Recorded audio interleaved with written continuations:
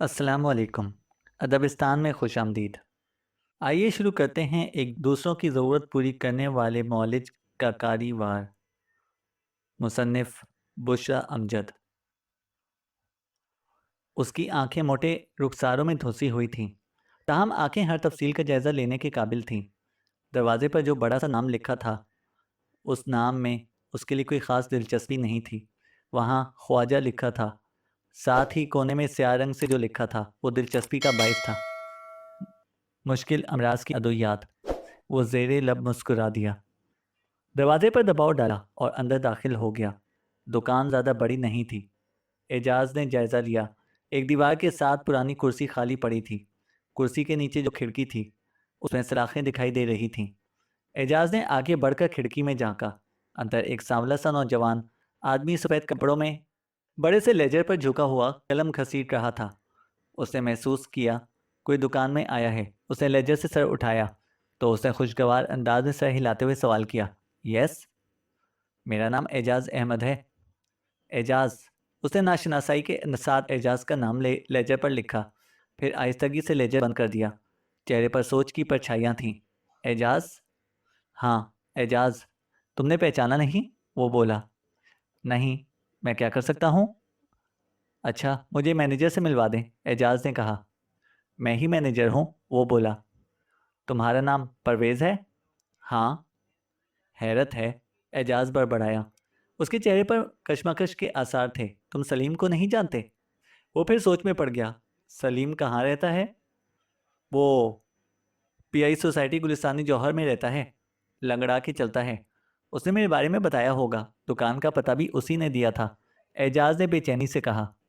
परवेज ने अदाकारी करते हुए कान खुजाया। ओह अच्छा, वो लंगड़ा। वो तुमको कैसे जानता है? मैं वहीं दूसरे ब्लॉक में रहता हूँ। एजाज ने इत्मीनान की सांस ली। यहाँ तो दवाई मिलेगी जो तुम कहीं से भी ले सकते हो, परवेज ने सवाल किया। हाँ, वो तो ठीक है, लेकिन मैं तवक्का कर रहा था कि मेरी मुलाकात किसी उम्र रसीदा आदमी से होगी, एजाज ने कहा। परवेज ने आंखें सुकेड़ी। मेरे प्यारे दोस्त के दोस्त, मुझे भी उम्र रसीदा समझो।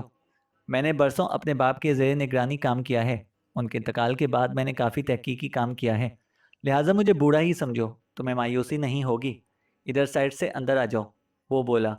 एजाज छोटा दरवाज़ा खोलकर अंदर चला गया। अंदरूनी कमरा बैरूनी के मुकाबले में भरा भरा सा था। दीवारों पर शेल्फ बने हुए थे। शेल्फ छोटी बड़ी बोतलों, जार्स और शीशों से भरे हुए थे। एक तरफ बड़ा सा सिंक और केमिकल्स रखे हुए थे। किसी पर लेबल लगा हुआ था, जबकि बाज बगैर लेबल के थे।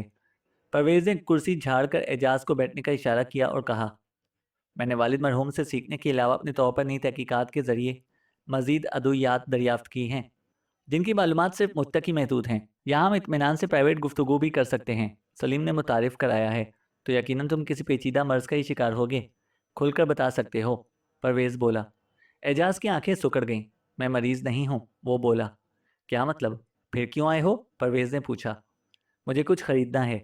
तुम मेरी मतलूबा चीज़ फ़रोख्त करोगे और मैं चला जाऊँगा, बस इतनी सी बात है, एजाज बोला। एजाज मियाँ, ये शॉपिंग सेंटर नहीं है। यहाँ तुम्हें दवा तो मिल सकती है, मशवरा मुफ्त होगा। याद रखो कि मैं स्पेशलिस्ट हूँ। मैं पूरी मालूमात के बगैर कदम नहीं बढ़ाता। मेरे पास मुख्तलिफ नौइयत के केस आते हैं। बाज़ फैमिली से मुतालिक होते हैं, जबकि बाज़ अलग। मरीज़ खुद नहीं आता।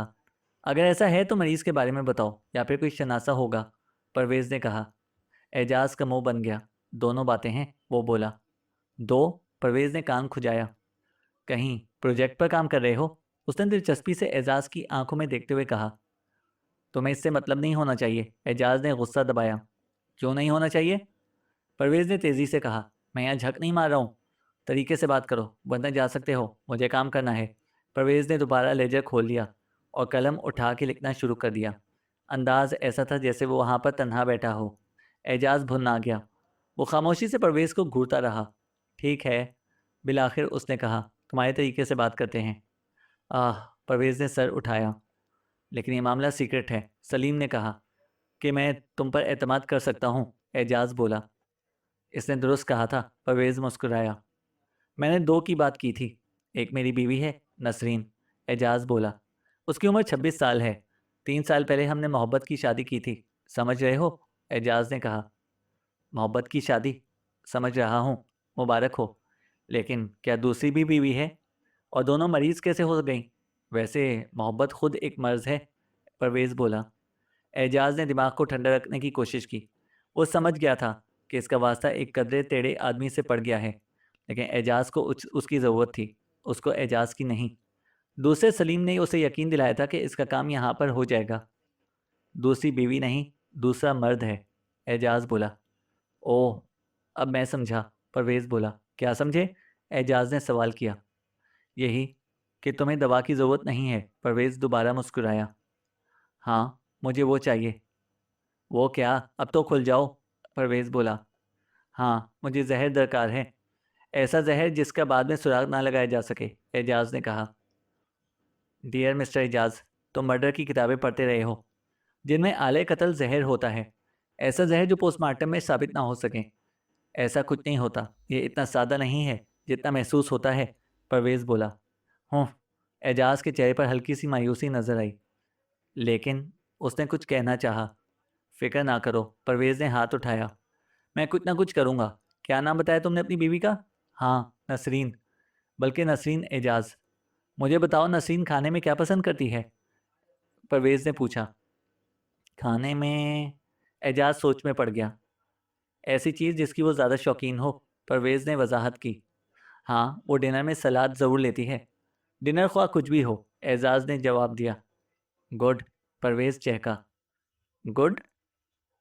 हाँ, वेरी गुड। अब ये बताओ, वो दूसरा आदमी तुम्हारे घर आता है? परवेज़ ने पूछा।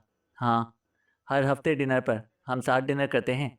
मेरा बस नहीं चलता कि उसे गोली मार दूं दोनों को, एजाज ने कहा। वो रिश्तेदार है? परवेज़ ने सवाल किया। है कोई? आगे बात करो, एजाज बोला। क्या वो भी सलाद लेता है? परवेज़ ने सवाल किया। नसीन कड़वे करेले खाएगी तो मरदूद भी कड़वे करेले खाएगा, समझे? एजाज ने कहा। समझा। Very good, very very good. तुम डिनर में सलाद देते हो? परवेज़ ने सवाल किया। कभी कभी, एजाज ने जवाब दिया। इस हफ्ते तुम भी लाजमी लोगे। काम हो गया, समझे? परवेज़ ने कहा। नहीं समझा, एजाज उलझ गया। काम आसान हो गया है, परवेज़ ने कहा। वो कैसे? एजाज ने पूछा। बस, तुमने याद रखना है कि डिनर पर इन दोनों के साथ तुम भी सलाद इस्तेमाल करोगे। फिर क्या होगा? एजाज की उलझन बरकरार रही। सब्र से बैठो, परवेज़ ने कुर्सी छोड़ दी। अभी आया। वो उकुम में स्टोर नुमा छोटे से केबिन नुमा कमरे में चला गया। एजाज ने अंगड़ाई लेकर अतराफ में नज़र दौड़ाई। चंद मिनट बाद परवेज़ वापस आ गया। वो छोटी शीशियाँ उसने मेज़ पर रख दी। एक का रंग सुर्ख और दूसरी का नीला था। दोनों के अंदर स्याल बेरंग था।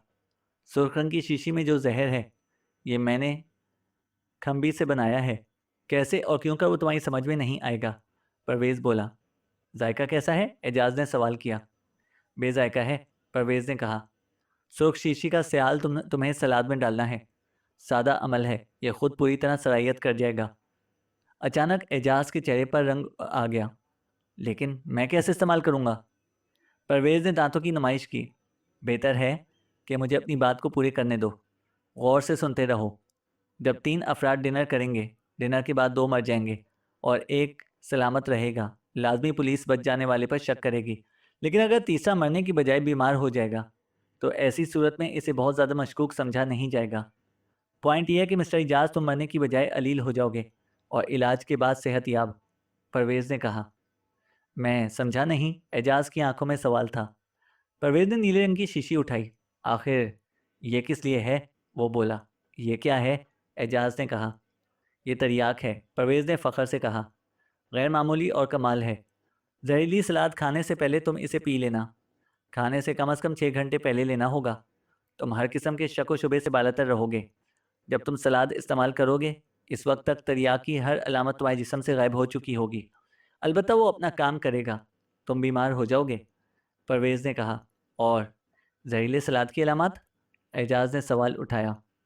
मेरा मजाक मत उड़ाओ। मैंने पहले कहा था कि मैं स्पेशलिस्ट हूँ।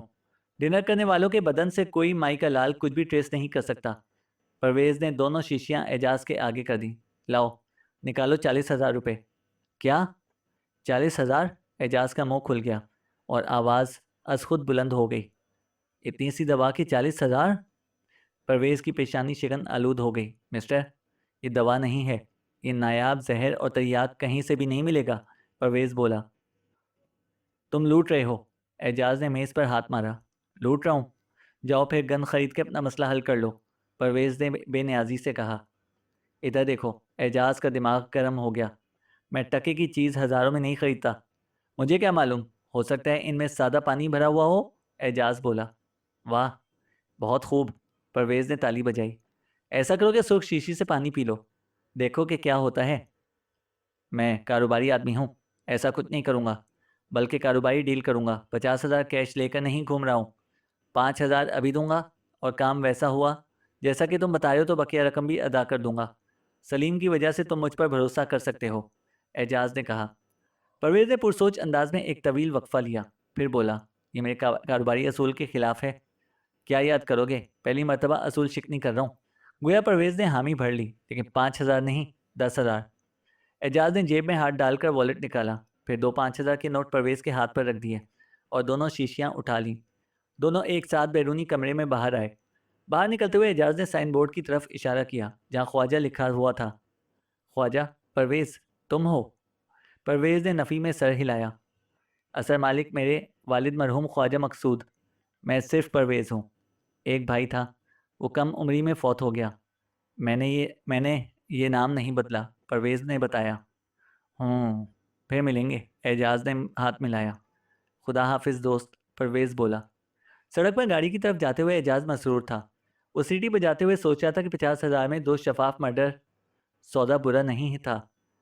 दूसरी तरफ परवेज़ अपनी जगह पर खुश था।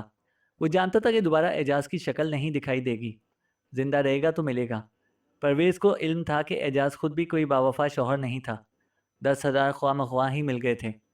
परवेज़ ने सुर्ख और नीली शीशों की गलत तशरीह की थी। जहर नीली शीशी में था। वो सर हिलाता हुआ मेज़ पर आया और लेजर खोला। चंद सफ़े पलट कर इससे मखसूस रिकॉर्ड में चंद रोज़ पहले की तारीख को देखा।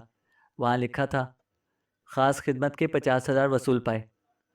नाम की जगह पर नसरीन एजाज लिखा था। नाम के नीचे नसरीन एजाज या एजाज का पता लिखा था। मियाँ बीवी का पता जाहिर है कि एक ही था।